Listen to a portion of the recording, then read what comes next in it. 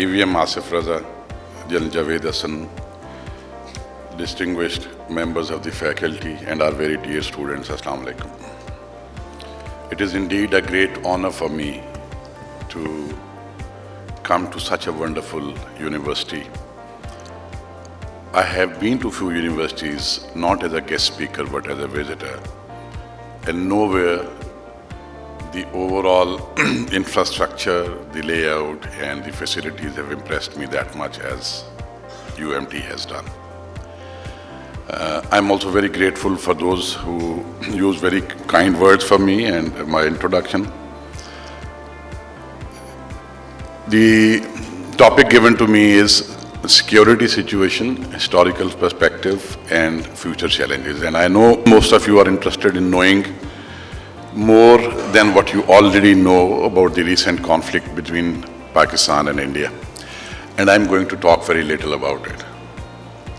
What I'm going to give you is a frame of reference from the practitioner's side on the national security. You all are in very important academic discourse.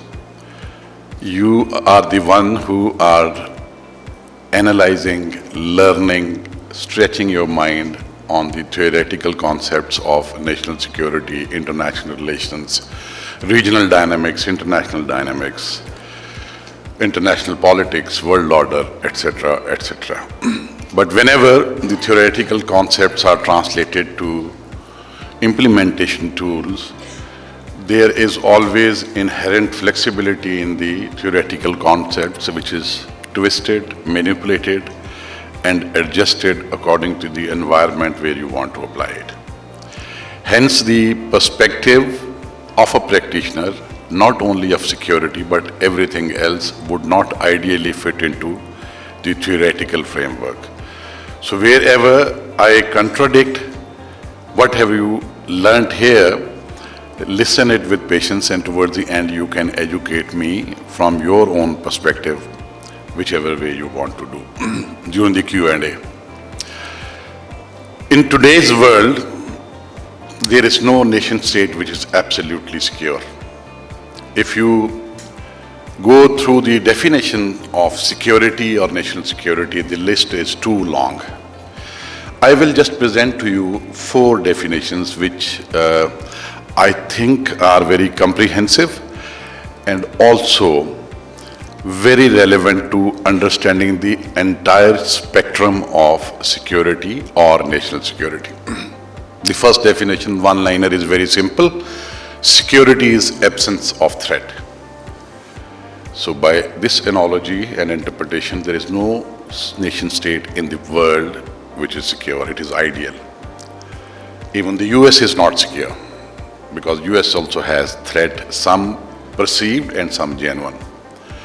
The second definition, which I have always liked, says that a nation is secure when it can organize its internal dynamics without external interference.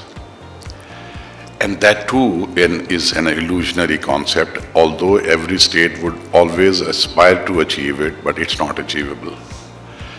In today's globalized world, in today's interconnected world, interdependent world, in the international arena, it's not possible for any state, sloganeering aside, but it's not possible for any state to insulate itself from external interference in its internal dynamics. The next definition is very interesting, and it says that national security is basically a set of conditions for which there is some consensus or near consensus in the polity of a nation state, and the nation state works together to achieve those set of conditions. And then when faced with threats, would always try to maintain and sustain those set of conditions. So during Q&A, if somebody is interested in further elaboration, I will do it. And in academic circles, the most referred definition of security is Walter Lippmann, who says that security is something in which a nation is always ready to maintain its interests and is not afraid of going to war. Rather, when it becomes necessary and is confronted with war, goes into it with all the resources and maintains its interest. And if a nation can always ensure that it has war as an option on the table, then it is secure, because we live in a real world out there. Zooming out, if you want to know the most apt and philosophical interpretation of security, most relevant to us. Now, I can't quote you from where I read it. I tried all my ways to recollect, I could not. It says that a nation is as secure as its weakest citizen is. If the weakest citizen is secure and you study the weakest citizen's frame of reference, whatever weaknesses you find there, essentially you will find the same weaknesses in the security of the nation also. Having said it, traditionally there are few constituents of security for any nation states, and all of you know that. I will not go into details of those. Those constituents of national security are, geography, the size of economy, where is it located, geostrategic location, the demographic profile, what is the potential of subsurface resources, what is the capacity of the human resource to innovate, and there is a long list. As a student of national security, I have always considered that the traditional constituents of national security are important, but are not decisive. There is another set of constituents of national security which are non-traditional, which are not talked about a lot, but those are the decisive factors, and let me list down for you 6-7 of them. In my opinion, the first non-traditional constituent of national security is the happiness of the people. If in any nation state, the people are happy the way they are being governed, it is very secure.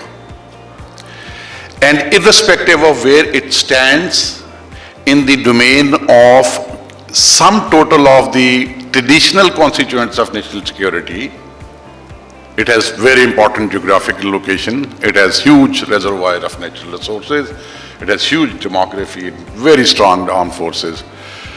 But if its people are not happy the way they are being governed, it will always be offering weaknesses to its opponents to exploit.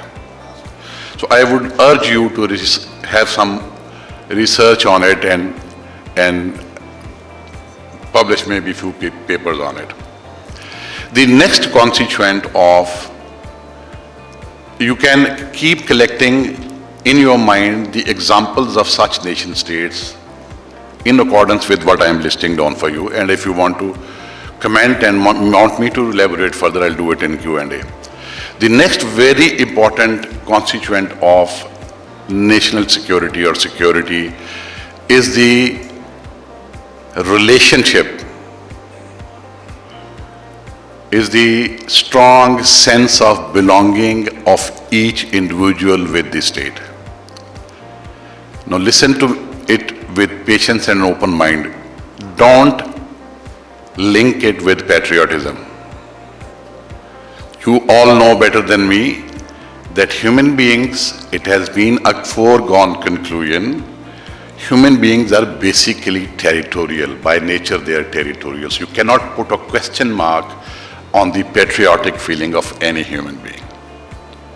That is guaranteed. But sense of belonging to the state is nurtured. And what does that sense of belonging lead to? When you have a strong sense of belonging with the state, it shapes attitudes. And who creates that sense of belonging? Primarily elementary school system. It is the elementary school system which creates citizens who are disciplined, who have a set of work ethics, who want to exploit their skill sets within a social framework, who are not exploitive, who have certain core values, and when they move out of their house, they think everything belongs to them. Let me give you an example. Those of you who have traveled to Europe, you will see young boys and girls, old men and women, when they're sitting in a subway, when they're sitting in a train, in a metro bus, they're sitting on a bench in a park, walking on roadside, you will find in their behavior as if they are conducting themselves with this feeling in their mind that everything belongs to them, they own it and they got to take care of it. You will find even a crippled person walking in a lawn, in a park, and if he disturbs grass, he will bend down and put it right. You will see men and women, boys and girls walking for a couple of kilometers to dispose of something in the dustbin, or maybe an empty cane. Where does it come from? On the other side, you would see nation states, and including Pakistan, where when people want to vent out their anger or disappointment over everything, the first thing they will do is a rampage of what belongs to the state. This metro bus infrastructure is now there, about 10 years old. It has gone down 10 times. All of its stations have gone down 10 times.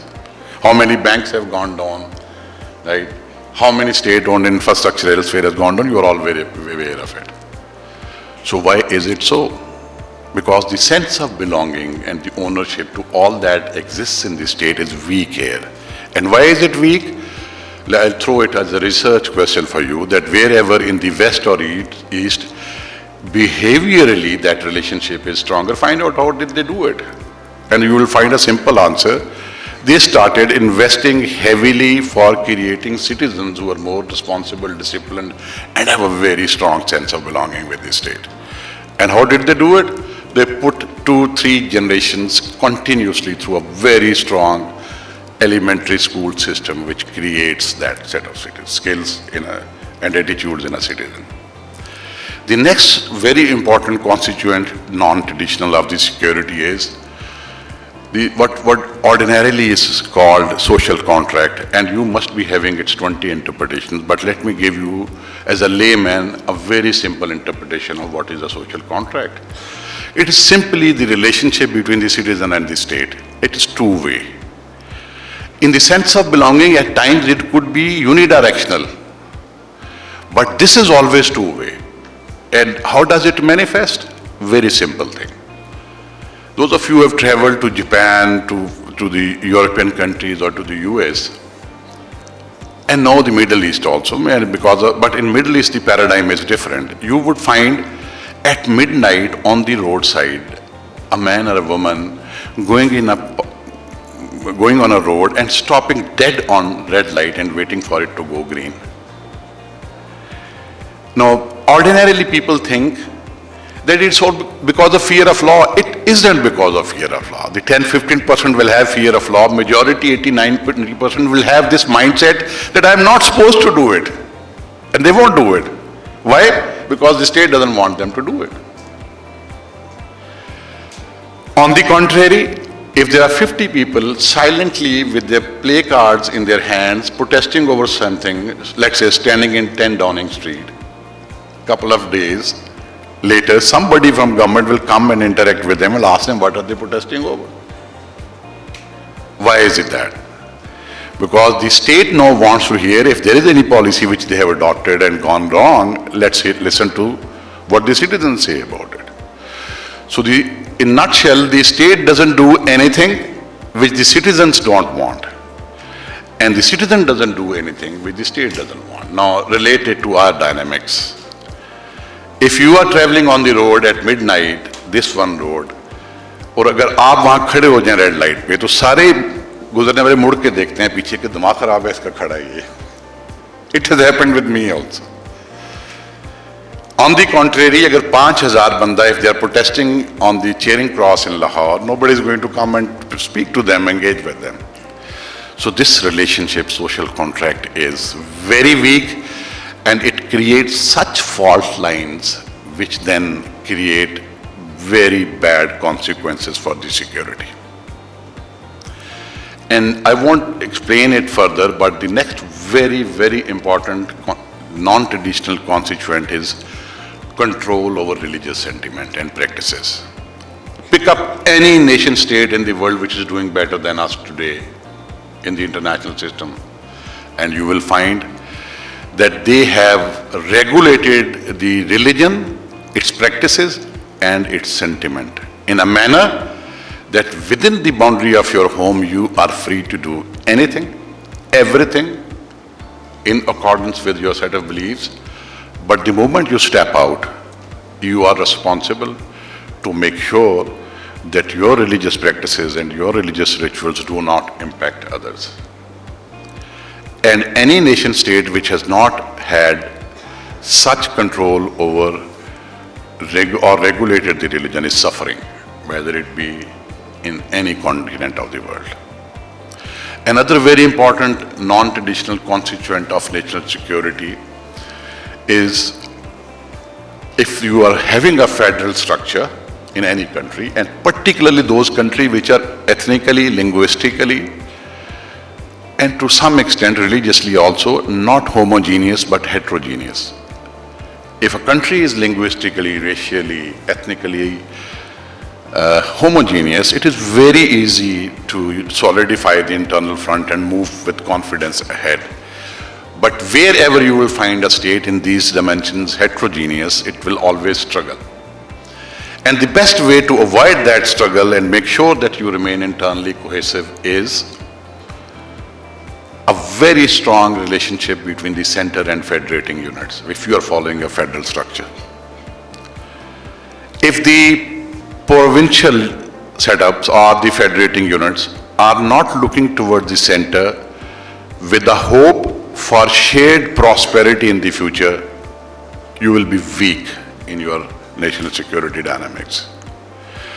And if the federating units and their populace is looking towards the center with great hope that the policies being worked out there are going to usher into an era which will give us everything which we are aspiring for, then the country doesn't need armies to strengthen its security. It will become automatically very secure. And last is equitable distribution of resources. That gives such stimuli to the security of any nation state. It doesn't let any crack appear anywhere in the overall facade of the foundations of the society. Now, having said this, if you want to achieve both the traditional and non-traditional constituents of national security in Pakistan, and maybe 10 years from now, these can't be done overnight, 50 years from now, 40 years from now, want to totally turn around our trajectory the way it has been since 1947, then we got to understand where do we live. As I told you in the beginning, that no state in today's globalized world can take on any trajectory with absolute independence. We've got to remain very conscious of it. So where are we living? Let me give you a quick rundown of the international order. Ordinarily, when in Pakistan international order is looked at or international system is looked at, nowadays these are two popular assertions that international system and world order is marked by global power contestation between the superpower and aspiring superpower, that is US and China. And it is in such flux which the system didn't experience since World War II because of arrival of Mr. Trump. He's turning down, twisting everything in East, West, and bulldozing a lot of things also. So it is in influx, but if you want to look at the today's world order, please don't see it as one holistic concept. Break it down. When you break it down, the first thing you got to see is, if you don't break it down in your academic analyses, you will go wrong. Let me predict it. If you break it down, then you would perhaps be more accurate. Let me break it down quickly as a layman for you. Today's world order, what is it? First subset of the world order should always be the global security order. In today's global security order, US is the power and it's not likely to be defeated very soon. Why? US armed forces are deployed at 765 bases world over in every nook and corner of the world, in every continent, in every ocean. 765. China has started moving out of its geography and has its presence on some 9 or 8 places yet. So what does it mean? When they're present at 765 bases, locations world over, and those 765 are networked in the real time, so they can respond to any security situation or threat world over faster than anybody else in the world, any other nation state in the world. And if China wants to build that capacity, which historically has not been the Chinese behavior, and if they want to build that capacity, they are decades away from it. The next should always be the subset of global economic order. And where is global economic order? You all know it's a popular assertion now that global center of gravity of the economy is turning east. And some analysts say that it has already turned, and the evidence they present is because just 15 years back, you did not have a single Asian economy in the first 5 economies of the world. And today, in first 5 economies of the world, 3 are the Asian economies. So a huge opportunity which is now unfolding, both for India and Pakistan. The next very important subset should always be, when you consider it, it's an emerging subset of the world order, not very intensely debated, but its consequences are going to be mind-boggling. It is going to change human being from the way he or she thinks to way he or she does anything and everything in life, and that is the global digital order. Next century is the century of the digital order, and whosoever is supreme, powerful, higher ranking in digital order will call the shots. This is a muddled field, yet there are no clear distinctions as to who is leading, but I think as an observer I can say the joint capacity of Russia and China is far beyond the capacity of entire EU and US in the digital order, and they're going to give a lot of surprises in coming years.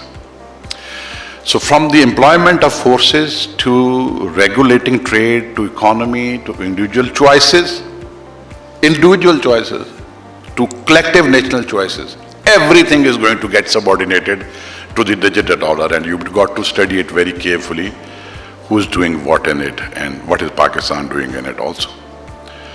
Then within the economic suborder, there is a very important segment of the world order. It is global financial order. A lot of students, a lot of people in the media, a lot of writers keep saying, okay, this and this alliance is emerging, China, Turkey, Pakistan, Malaysia, Russia is forming a bloc, etc., etc. You keep hearing such things. As of today, there is no country in the world which can send more than $500 million to any destination in the world avoiding SWIFT. And I hope you all know what is SWIFT. Raise hands, how many of you know that? 2. Okay. So it is Society for Worldwide Interbank Transactions, 80% staffed by Americans, 100% funded by Americans, located in Belgium. That is what gives absolute control to US for levying sanctions on anyone and everyone in the world.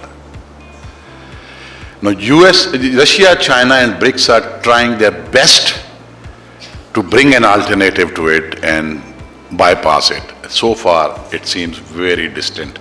That had some agreement on de-dollarization of international trade first, but last week, if you are following the media, India walked out of that de-dollarization agreement. So even the de-dollarization is distant. So those who think that China is out there knocking at the door to make sure that the US exits as the superpower in the world. It's not happening because unless they break this financial order, they won't be able to do so. So they might be doing brilliantly in economy, but they are not doing that brilliantly in global security order. They're not doing that brilliantly in the financial order. Another very important subset of the world order is the global cultural order. Ordinarily, in academia, even people don't talk about it. But remember, culture is something which has always been and would always be stronger than even religion. In the global cultural order, we had in last 200 years, and we continue to have total dominance of the West. Well, just as a test, we have ideal relationship with China, but if you ask 100 youngsters, where would you like to go for studies if the government funds you?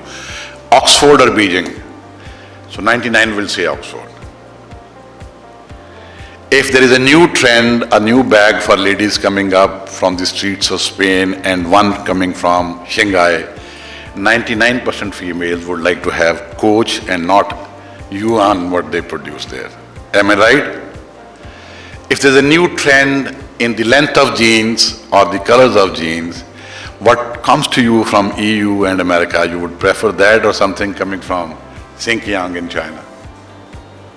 If you want to learn another alien language, will you learn Mandarin or you will learn English? What would you prefer? So the global cultural order is in total dominance of the West, and China is now becoming increasingly conscious of it, and they're investing a lot. They are trying that in the next 50 years, Mandarin should be most popular language in the world, and it's possible. If you look at last 500 years, after every 150 years, the lust for learning a foreign language changes. 700 years back, it was always Portuguese most sought after, then Spanish most sought after, then came the English most sought after, and you don't know tomorrow it would be Mandarin. But so far, the dominance is of the West. Okay, so I have bored you enough? Yes? Okay. No? Okay, now let's talk of another arena which should be a little more interesting and not that dry. Now, if you've understood in which part of the world, what is the international system, what is happening there, and you have good idea about what is the security or national security, then you got to look at the region also, because you're living in this region. Pakistan is living in a very dangerous and very important region. China, Pakistan, India together is 40% of humanity, roughly 40% of humanity. We live in an area, South Asia, and South Asia has always been seen, while not including China in it, but the way China is now economically, politically, diplomatically, and even in the domain of security, integrating itself from Bay of Bengal to Djibouti to Indian Ocean everywhere. China got to be considered a part of South Asia. We live now in South Asia where three great civilizations are struggling, aspiring for their new identity. They are in a sort of identity crisis. And who are these three great civilizations? China has been a superpower in last 2,500 years for roughly about 2,400 years. And they want to bring that past back and walk away from the century of humiliation which they experienced in last 100 years. Iran is another great civilization which is in love with their past, and they are also in a sort of identity crisis. And India is also a great civilization, although they want to have a distinct identity while asserting that Pakistan doesn't come from the Indus civilization, but they are also a great civilization. And while the others are in quest for past identity and in love for past identity, India is in worship for past identity. And you know what's happening in their internal dynamics. Now, when three giants in a region are going through identity crisis and there are some strategic timelines in the region which are very dangerous, then you have a security threat every morning. And what are those strategic timelines? For example, US wants to implement fully operationalized Indo-Pacific strategy by 2030. US thinks, and it is their fair assessment, that China is going to integrate Taiwan militarily by 2027. Everybody in the world knows that Quad and AUKUS are going to be operationalized by 2029-2030.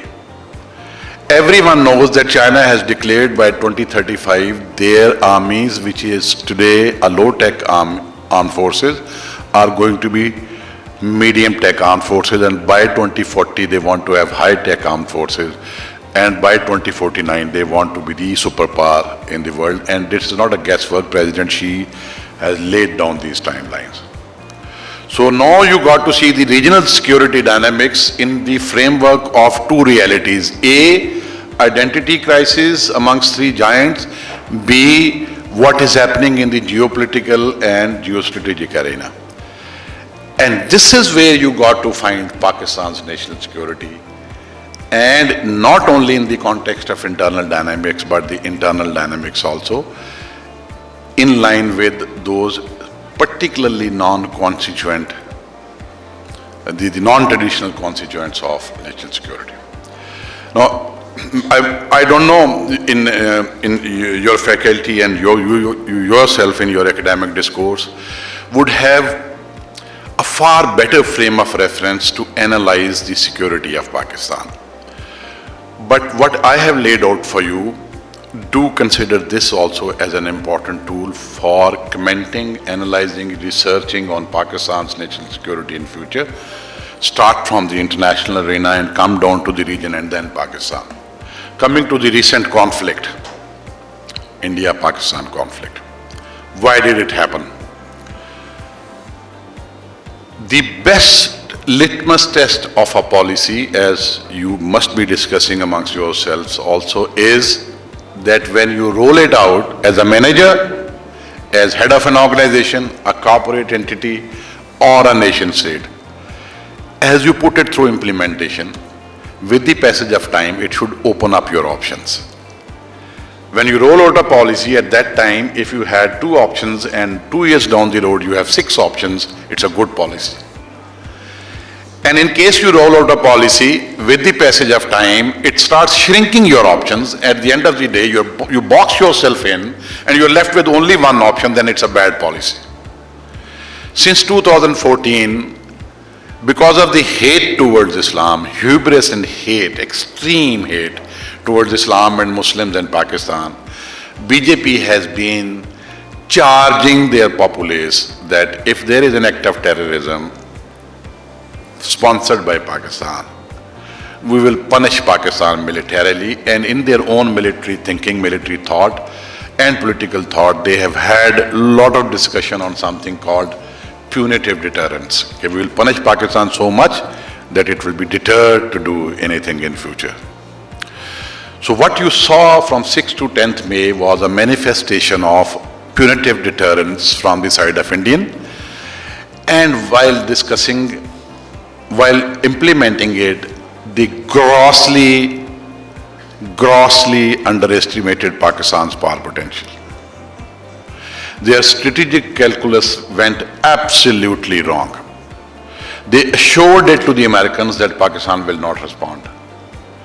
Their political leadership, these 4 individuals, Amit Shah, Ajit Doval, Rajnath, and Narendra Modi, they assured it to everyone that Pakistan is not in a position to respond. Their services chiefs were all along saying they would respond. And why did this? They had a calculation that they would not respond. They thought, A, Pakistan's economy is in tatters. B, there are internal divisions visible and generally the people are not happy with the armed forces. C, they are internationally, they are not relevant at all. We have sidelined them, isolated them from international arena. And last, that we are going to give such powerful punch utilizing lethal capabilities, niche capabilities, that they won't have any answer to those. Now, what it turned out to be was that Pakistan's armed forces leadership was not sleeping over what was happening on the other side. You know, US-led West, because of the role they had assigned India in the Indo-Pacific strategy, was building India and Indian armed forces politically, economically, and militarily also for last 10 years.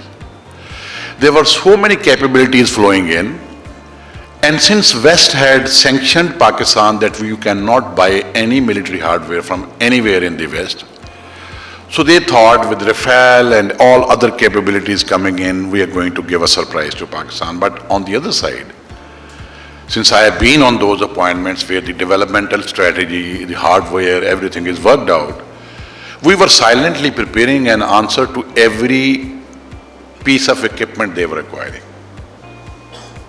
And we were preparing a response a notch up. Why? As students of strategy, you know, strategy is ultimately ends, ways, means, an interaction between ends, ways, and means. If you're short, if you have an end in your mind, objective, that you will defend the territorial integrity of the country, sovereignty of the country, and retaliate, if this is the end, and if means are less, what should be you doing? You got to come up with ways which compensate for the deficiency in means. So Pakistan Armed Forces came up with brilliant ways to compensate for the deficiency of means and the hardware being accumulated on other side, and gave them a bloody nose on the morning of 10th. It was a very difficult decision because they had hit 9 targets on our side, and Pakistan responded by hitting massively on 26 targets from Bikaner down to Srinagar, all military bases, S-400 positions, all air bases, everything. And this shook India completely.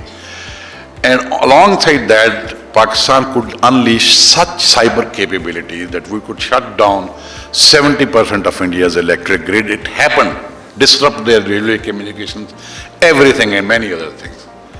And it was because of that shock, they are denying it now, they asked the US to intervene and help broker the ceasefire. Now this is where we are today. Since that day, all of them keep saying it is just a pause, it is just a pause, Operation Sindoor will start again. What they are forgetting is a very important development in the international system.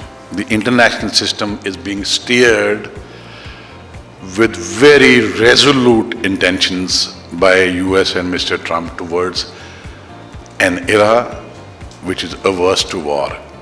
The passion now visible in the US is anti-war. तो वो जब कहते हैं ना कि कहानी अभी खत्म नहीं हुई, तो बेसिकली इंडिया वाले ये समझते हैं, let me give you a very okay, since they talk mostly of Bollywood language, तो मैं उसके हिसाब से बात आपको बताता हूँ. I was just Googling it yesterday, that which is the latest Indian movie where they have shown the hero to be a Superman. So I read it. There is one movie called Singham, which has 1, 2, 3 parts, and the hero can twist a finger and throw the building like this, and twist a man with his one hand and throw him 100 feet up, punch a car and the car blasts, etc., etc. तो वो इस तरह है कि India के जितने अभी strategic community है, उनकी सिक्योरिटी एस्टेब्लिशमेंट, वो एक मूवी देखने गए हुए थे सिनेमा में जो सिंघम थी. तो जब इंटरवल हुआ, तो इंटरवल के बाद जब दोबारा गए तो वहां पे लगी हुई थी movie the designated survivor. You know what is the designated survivor? It's a season in which a new US president accidentally walks into White House and says, I'm going to reform Congress, I'm going to reform Pentagon, I'm going to reform White House, we're going to change the world order, we're going to change everything in the world. And he does it. So उनको ये नहीं समझ आ रही कि it's not Singham anymore in the international arena, it is the designated survivor. So the international system is going in a way where India would not be able to very quickly initiate the same kind of military conflict. And if they do, be assured that the armed forces of Pakistan would never lower their guard because of the statements coming from that side. And they will again, if need be, give a very befitting response. Thank you. That is all I had to say.